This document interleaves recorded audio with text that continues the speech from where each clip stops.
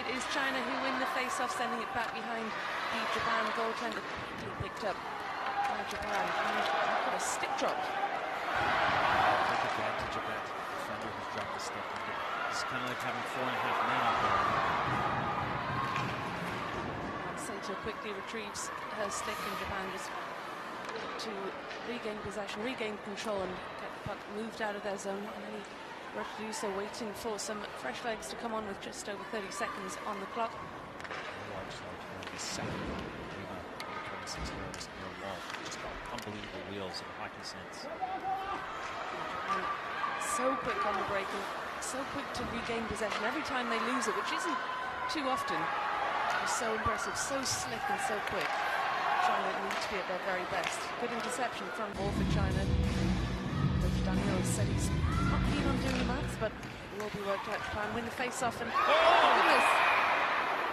We talked about that face-off, folks. They love to draw back to the high circle for the one-time shot. You know, the speed of these players and how quickly they release the shots. But that will really, really upset China, because this is a soft goal from the goaltender perspective. Just throw it directly on net. I've got to say that is a shot from Lau. She would really be upset with herself for that. And that's the kind of move, Nick, that I suspect they're practicing day in, day out. Day in, day out, center and off the draws. Drawing it back, and really, you know, we've talked about it how many times there's plays. Don't let to see him kind of cringe. Sorry, I'll get that over.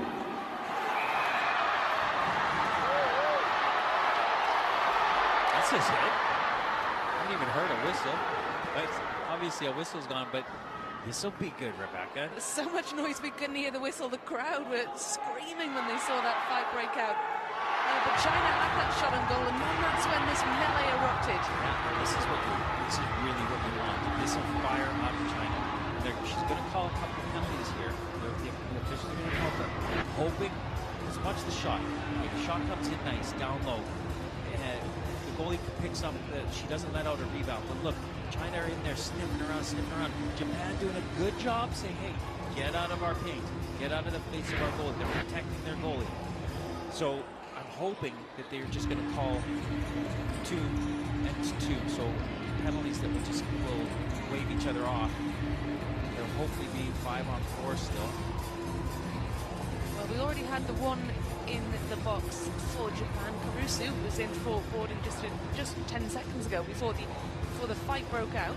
So I think there's coincidental penalties, which is a good call. So you want to keep the energy going. So good call by the officials. It'll be 5-on-4 still. And China's still on the power play with the opportunity again to buzz around that net. Keep this momentum going. Without Akita as well, a prolific goal scorer. She's in the box. They have, like you said, they've got strength and depth, but playing short-handed for the next minute and a half or so. China will be looking to take advantage of this. You have these wink-wide passes to stretch Japan. Really, you've got to make the passes if you're 100%. Just getting pushed out wide, shoved into the boards.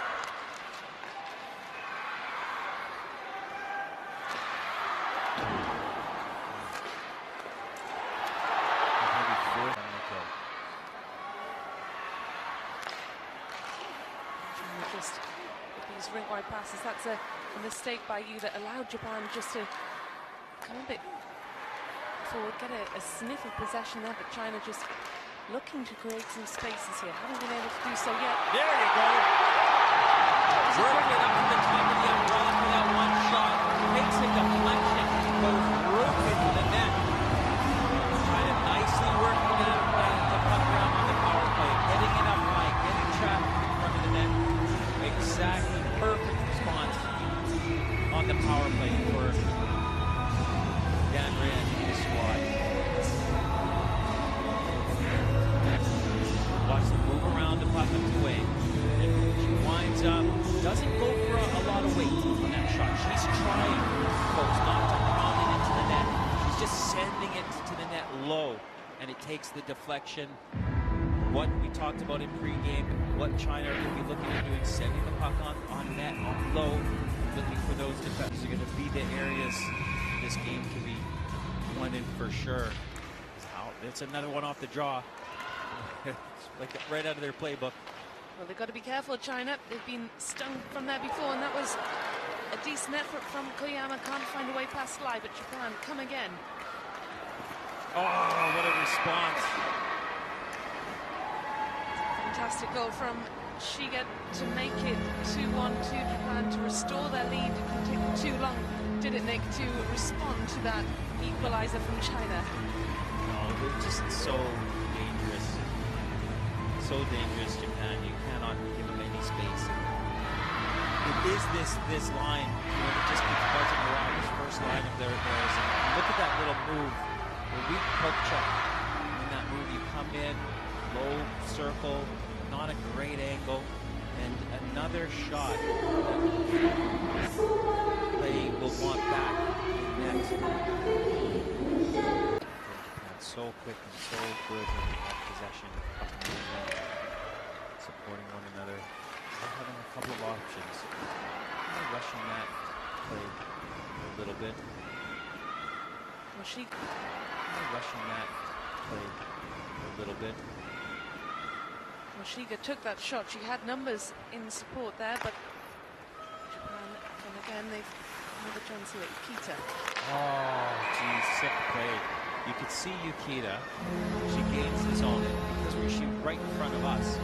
Her head is up. Her head is on a swivel. She's just looking for options because she is so quick. She's around the bottom of that circle. She has her there, just driving, looking head on a swivel. She's got two options there. She goes for a wide open Ito, Makoto. Slide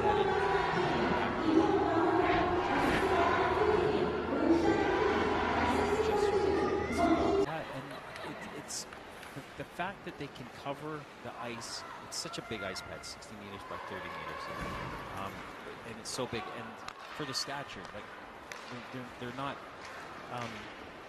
huge players, so they can cover the ice so well, and they just know where they're meant to be. So they support one another. Their team plays meticulous. So impressive as we get into the final 20 seconds. Just the way they can select passes to each other, and they have these odd man rushes. They're not looking to shoot immediately. They're looking for at least two passes just to separate those D, make one D man make a commitment, pull the goalie out of position. All smart little plays. They just show hockey sense more than it should compliment. They've got to get some speed. And that would be dump, chase, slide the puck out in front of the net and just crash players. Not pretty hockey. That's how you can deflate Japan, is just try to play some ugly hockey against them, bring their hockey sense down, have to do some of the basics. But really just one shift at a time, one hit, one crash, one bang, one shot. Themselves back into this game. But as we mentioned, Japan are such a disciplined, hard-working, fast team. They've got an uphill battle against them.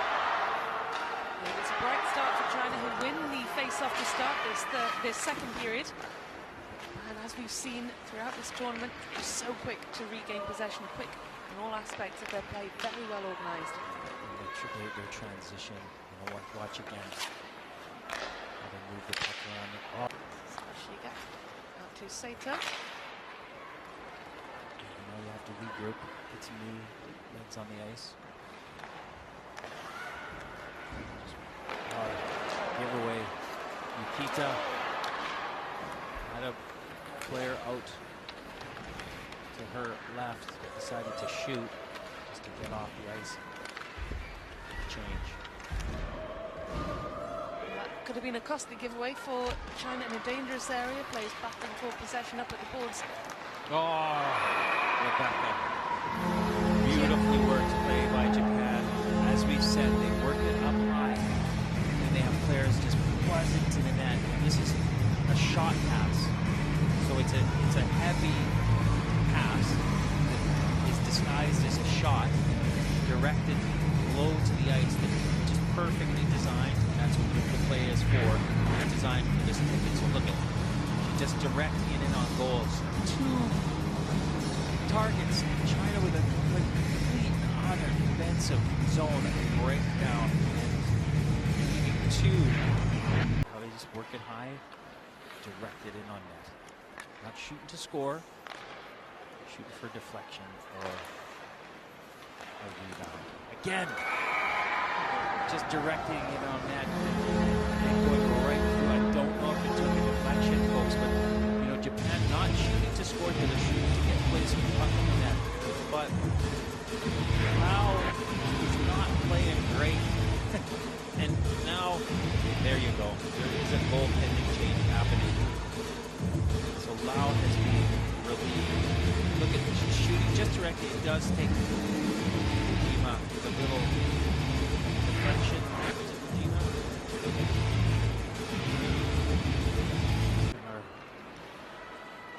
Asian Winter Games, it's been amazing experience. I'm hoping that China can go in there and refocus. Give us an entertaining third period.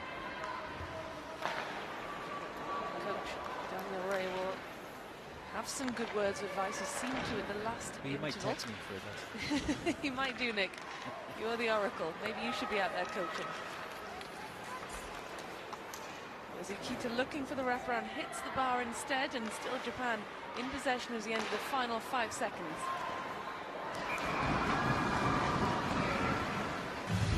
Oh, a good snare. The Chinese goalie moving in. It's the first. Let's see this.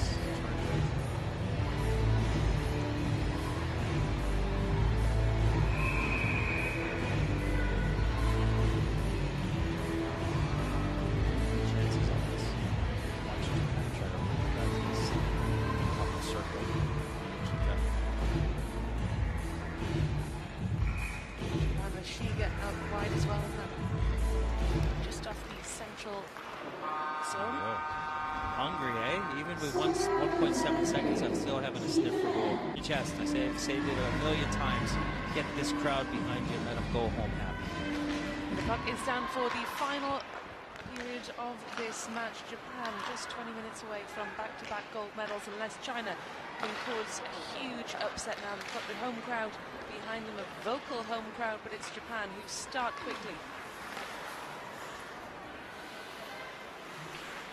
Straight into action in China's defensive zone, Nick, as we would have expected. China those. Just don't get, like we've seen, say, Kazakhstan in an earlier game, we've seen them pass the puck. They can move it. But against Japan, they don't. Oh, you see how Japan just moved the puck. Yukita driving back door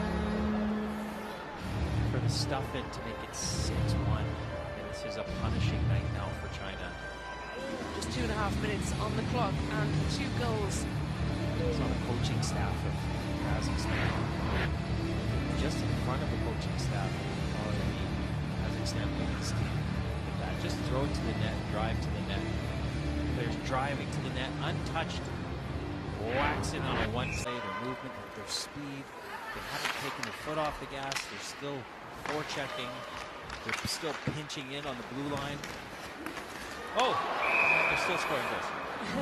That was Yamashita, I think, who made it 8-1. Now, Wang, again, will want this back. And this is what Japan are doing. They're keeping possession of the puck. They're sending pucks to the net. They're doing what China want to be doing. This is this shot. It is not a high-quality shot. It actually goes in off of Wang. She deflects it into her own net. This shot, it is not a high.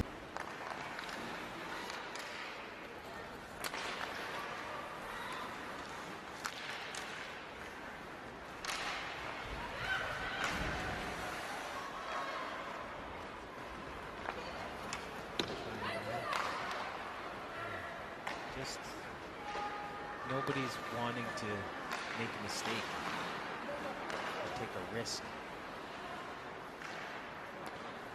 With China, they're still real forecheck. They're all gassed out, Rebecca. I think they're going to welcome the next 6 odd minutes just to tick by. Japan not forced. They can just change the lineup, watch the breakout. And then forcing anything, so breakout along this near wall. Regina with her speed.